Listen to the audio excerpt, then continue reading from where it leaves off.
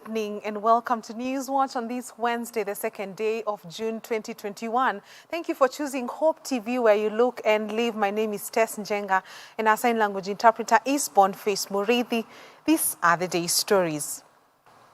Court of Appeal President Justice Daniel Musinga says there will be a 7-judge bench to hear the appeal of the Building Bridges Initiative referendum drive. On Wednesday, Justice Musinga, who is presiding the case management conference on the BBI appeals, said the 7-judge bench will sit in a tent outside the Supreme Court with the blessings of Chief Justice Martha Koome. The conference on the BBI case was held physically Wednesday morning at the Court of Appeal before a 3-judge bench consisting of Justices Musinga, Roslyn Nambuye and Hannah Okwengu. Doli Murigi tells us more. The Building Bridges Initiative appeal will be heard by 7 judges in an open court for 4 days, beginning 29th June. The bench will be constituted by Appeal Court President Daniel Musinga with the permission of Chief Justice Martha Koome. While giving directions on the matter after case management conference on Wednesday, Justice Musinga further ordered that oral submissions from appellants and respondents be limited to 2 hours and replies to 30 minutes. The appellants shall be at liberty to make a reply to the respondent's submissions limited to 30 minutes. The appeal shall be heard on 29th and 30th of June 2021 and 1st and 2nd of July 2021 by a bench of 7 judges of the court. And lastly, the hearing shall be in open court at a venue to be arranged in compliance with the COVID-19 protocols. Intended appellants have also been directed to file a memorandum of appeal within 7 days, while submission have been limited to 40 pages. The respondents shall file and serve their respective submissions and bundle of authorities within 14 days from the date of service of the appellant's submissions. 6. The appellant shall be at liberty to file a reply within 3 days from the date of service of the respondent's submissions. Number 7. The respective submissions shall be limited to 40 pages, font 12, 1.5 spacing. On the Electoral Commission IEBC quorum issue, Justice Musinga directed that the Commission continues to discharge its statutory and administrative functions save for dealing with any of the dispute issues arising from the High Court judgment relating to the Constitution of Kenya Amendment Bill. Earlier, Musinga pronounced himself on the renewed attack of the judiciary by the executive during Madaraka Day celebration held on Tuesday in Kisumu, saying the remarks undermine public confidence. Let us realize that we have an important judicial process that must be handled in a very sober manner, and let us not begin to,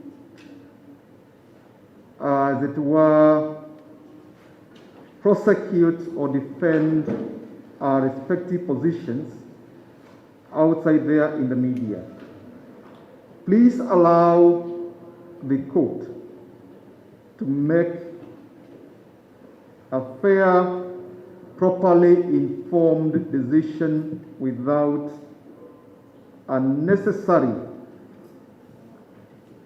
attacks, comments by all concerned. Some of the notable lawyers present include Githu Muigai and Eric Gumbo, appearing for the IEBC, Waweru Katonye and Mohamed Nyaoga, the President, George Oraro for the Attorney General, James Orengo for Raila Odinga, Martha Karua, Charles Kanjama, Nelson Havi, and Paul Mwangi. They had appealed to the court to expedite the case by setting aside other matters to hear the substantive appeals instead of the applications. Among those who have filed their appeals challenging the ruling, including President Uhuru Kenyatta and former Prime Minister Raila Odinga, through the Office of Attorney General, the Independence Election Boundaries Commission, and the BBI Secretariat. The conference was held to provide an opportunity for the court to give appropriate directions on issues such as the viability of hearing the appeals, application, and logistics. Dolly Mirigi for Hope TV News Watch. Thank you, Dolly. The Service Party of Kenya has dismissed any plans to merge or dissolve to form another political party. Party leader Mwangi Kiunjuri says the party will field candidates across the country in the 2022 general elections and can only form a coalition with like-minded parties. Dickens Luvanda now reports. At a time, political inclinations alliances have started to form ahead of the 2022 general elections. Former Agriculture Cabinet Secretary Mwangi Kiunjuri, who is now the party leader of the Service Party of Kenya TSP, says his party will not dissolve or merge with any political party. TSP will never dissolve or merge with other parties. We shall, however, readily form coalitions with like-minded parties as provided for in our party constitution. Against this backdrop, our determination to continue building a formidable party is bearing fruits. And our membership and leadership is increasingly clear about its place and position, both in Mount Kenya region and in the country at large.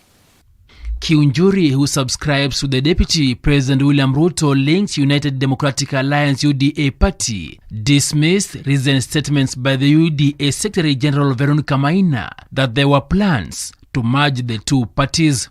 And this party has desisted from working or reacting out of excitement. We are facing realities. We want to build a national party. We want to build a party for the future. And therefore, we are not in a hurry.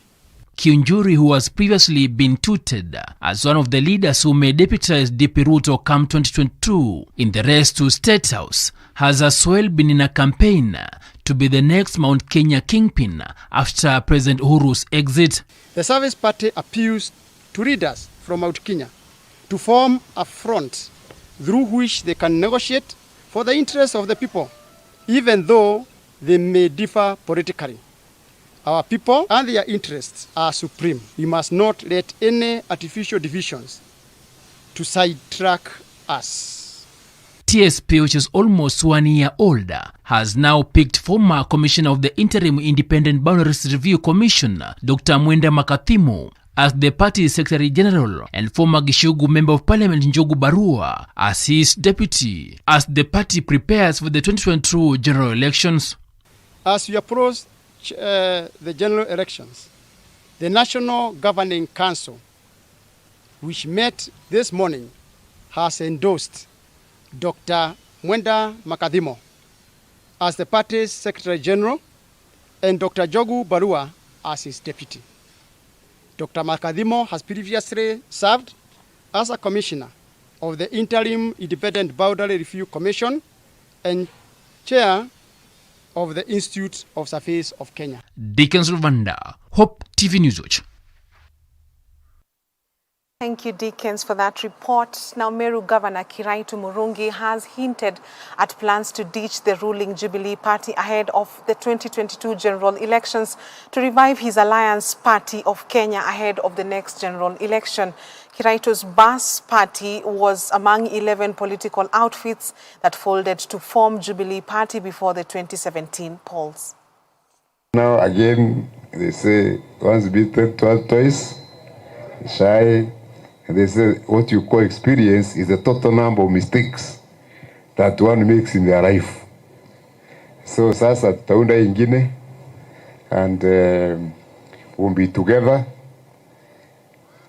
When that time comes, we are doing our arithmetic to make sure that the Meru plays at the center. We want to play center forward. Are we together?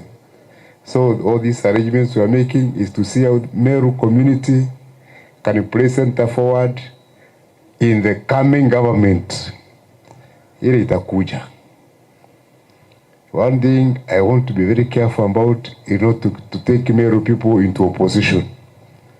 Ni lazima tuwe kwa serikali.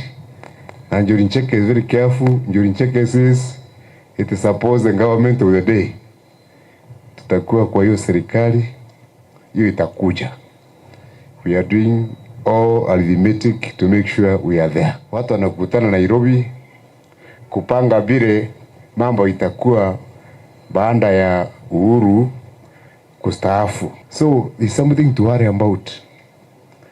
And I think that is why Njuricheke came and asked, kwa nini nyinyi mko wapi?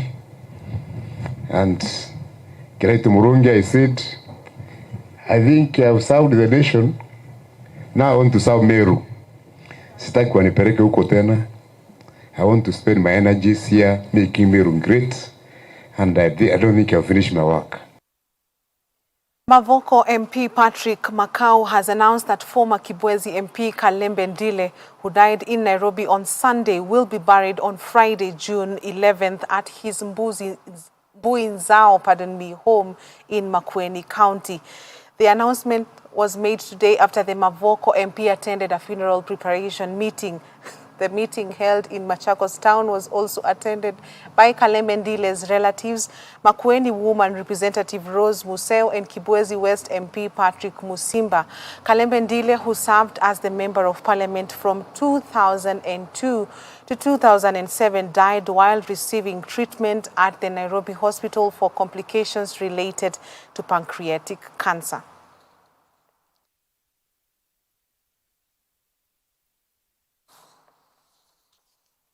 Let us now take our first commercial break on News Watch Tonight. We have plenty more news coming up, so keep it Hope TV.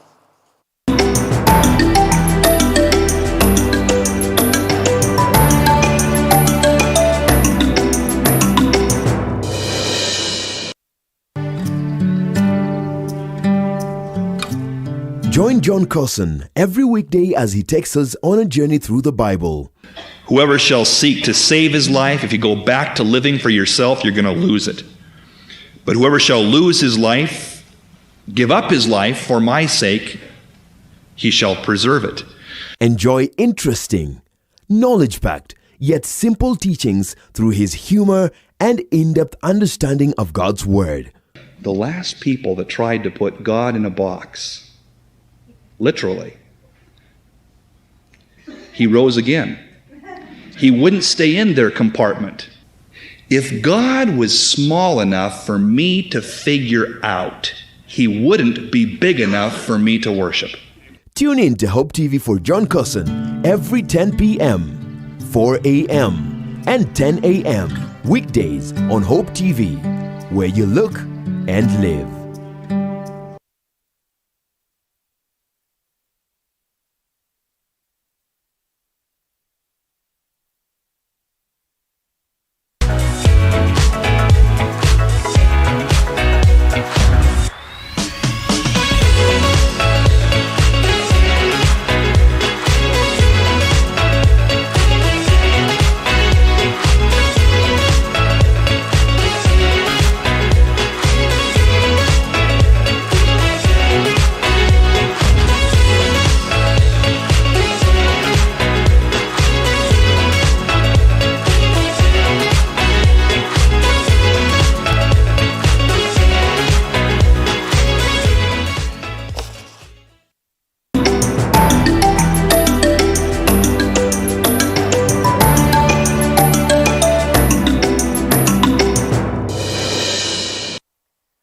Welcome back. Today, 142 people have tested positive for COVID-19 from a sample size of 2,650 tested in the last 24 hours.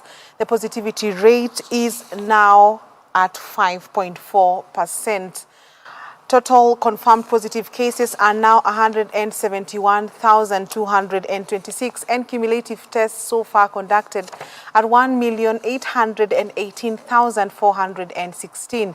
Fortunately, 16 patients have recovered from the disease, 9 from various health facilities, while 7 are from the home-based care and isolation program. Total recoveries now stand at 117,039. 18 people are reported to have succumbed to the disease, all of them being late death reports from facility record audits conducted on diverse dates in the month of April and May. This now pushes the cumulative fatalities to 3,206. 1,251 patients are currently admitted in various health facilities, while 4,705 patients are under the home-based isolation and care program.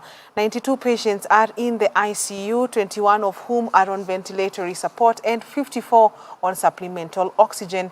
17 patients are under observation.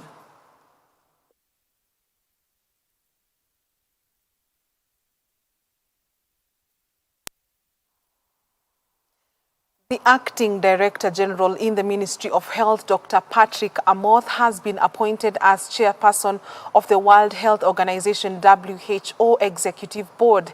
His predecessor, Dr. Harsh Vardhan, made the announcement earlier today during the 149th session of the WHO Executive Board. The Executive Board consists of 34 members. The World Health Assembly, taking into account an equitable geographical distribution, elects the members entitled to designate a person to serve on the board. Each of these members appoints to the board a person technically qualified in the field of health who may be accompanied by alternates and advisors. Kenya was elected to the executive board in 2019 and was previously represented by Dr. Masabi John until January 2020, when Dr. Amoth was appointed as the substantive member. Kenya's ambassador in Geneva, Dr. Cleophas Mailu, is the alternative member.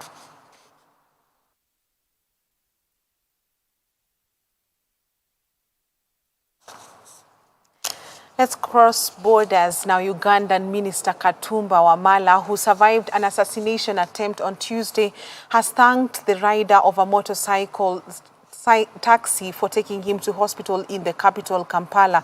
He said he had no clue of the motive of the attack, which killed his 26-year-old daughter, Brenda Nantogo, and his driver, Haruna Kayongo. The general explained that the officer escorting him shot back at the attackers and managed to evacuate him from the scene, or things could have been worse. Katumba had surgery last evening and one of the bullets was removed. However, another bullet that affected his arteries was not removed, and the doctors will advise on the way forward.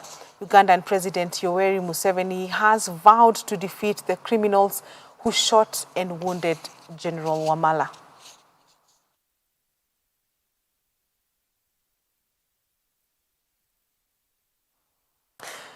The African Union has suspended Mali's membership in response to last week's military coup and threatened sanctions if a civilian-led government is not restored.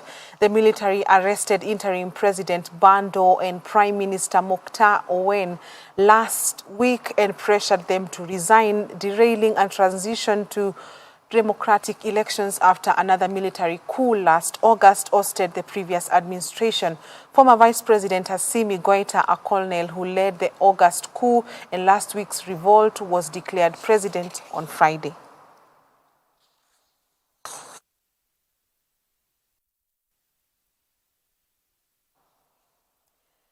About 500,000 people in the Democratic Republic of Congo have been left without clean drinking water after a recent volcano eruption. According to a report by a charitable organization, cholera is endemic and poses a great threat.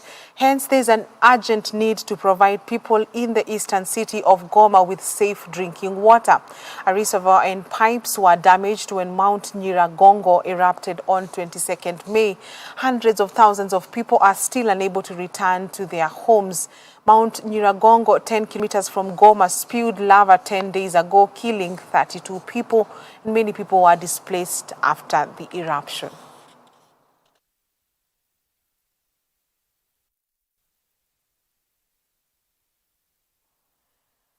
Further afield off the coast of Sri Lanka, a chemical-laden cargo ship is sinking, sparking fears of an environmental disaster. The Singapore-registered Express Pearl had been on fire for almost 2 weeks before the blaze was put out this week.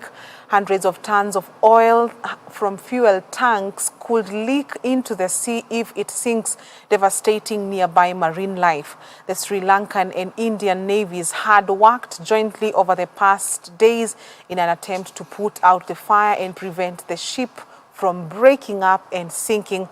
However, rough seas and monsoonal winds hampered the operation just outside the port of Colombo.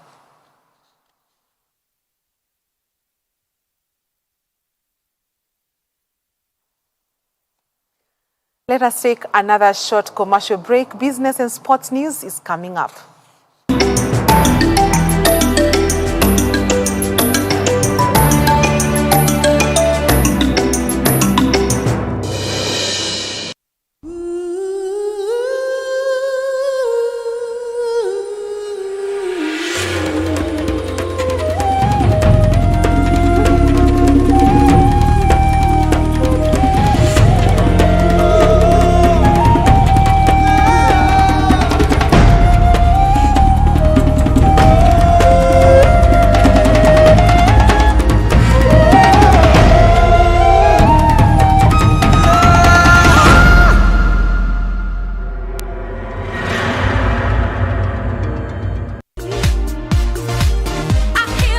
Welcome to Activate. It's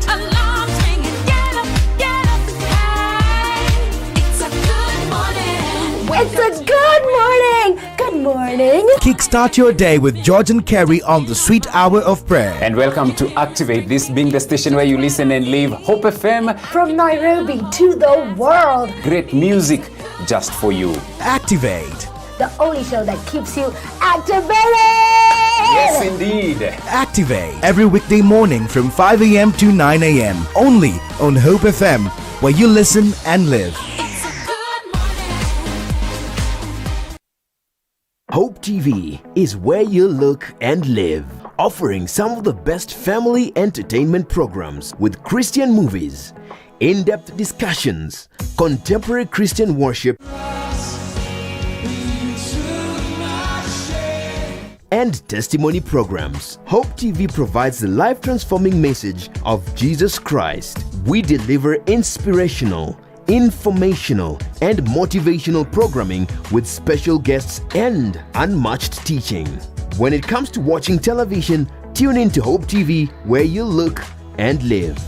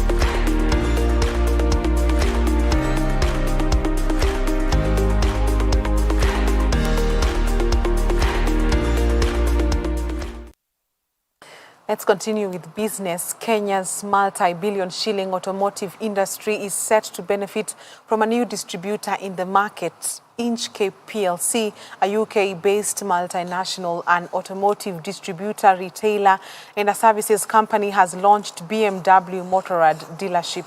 Speaking during the official launch of the BMW motorcycle showroom at One Africa Place Buildings, Westlands, Nairobi, Inchcape Kenya Limited Managing Director Hussein Ibrahim said that the entry of the company in the market will ensure better service delivery as well as provide better buying power to the consumer. Inchcape PLC is a multinational automotive distribution, retail and services companies whose roots are in the UK In Africa, they have dealerships in Kenya, that's Inchcape Kenya, and Ethiopia, which is Moenko, with Kenya being a hub for 7 other East African countries. Inchcape's global goal is to be the world's most trusted automotive distributor and retailer, while ensuring that we keep our customers first by providing them with best services they can get. We started operations in 2018 as the JLR dealer, that's Jaguar Land Rover, and 2019 is when we officially began operations with BMW. Among our product lines in Kenya is the BMW Motorrad. This is the arm that deals with the sales and service of BMW motorbikes. BMW motorbikes are known world over for their unmatched qualities that define them: sleekness, power, performance, luxury, and comfort. This state-of-the-art showroom we are launching today has a variety of motorcycle models and is a first step towards providing our customers with best service. One is able to touch and feel the bikes before making a purchase, with test rides actually available. The space will also give us an opportunity to link with Motorrad in Germany, to link BMW Motorrad in Germany with our Kenyan customers. We want to offer customer services beyond purchase to ensure that they receive value for money. Other than that, customers will be offered technical training on purchase to ensure that they fully understand their motorbikes and can easily detect any issues that may arise. Our after-sales division will also ensure that customers have the latest software updates and parts available. Equity Bank Kenya has received 22 accolades in the 2021 Banking Awards by Think Business, cementing the bank's position as the leading bank in Kenya. For the 10th year in a row, Equity has been ranked Best Overall Bank in Kenya and Best Bank in Sustainable CSR for the 5th year running. In the leadership categories, Equity Group MD and CEO Dr. James Mwangi was crowned CEO of the Year for his contribution to financial inclusion, for steering the dynamism of the region's banking sector, and for his role in championing corporate social investment in the various communities that Equity operates in. Dr. Mwangi has been feted CEO of the Year for 5 years now, since 2017.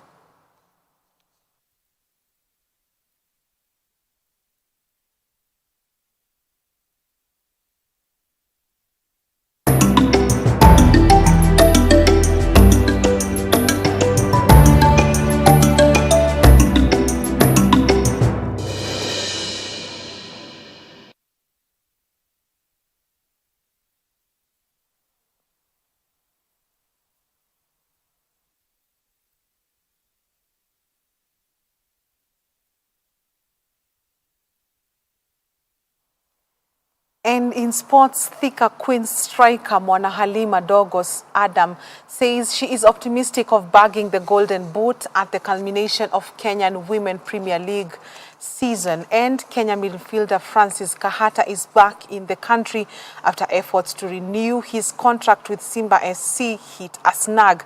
Let's get more details on our sport roundup with Tiffany Wamboi.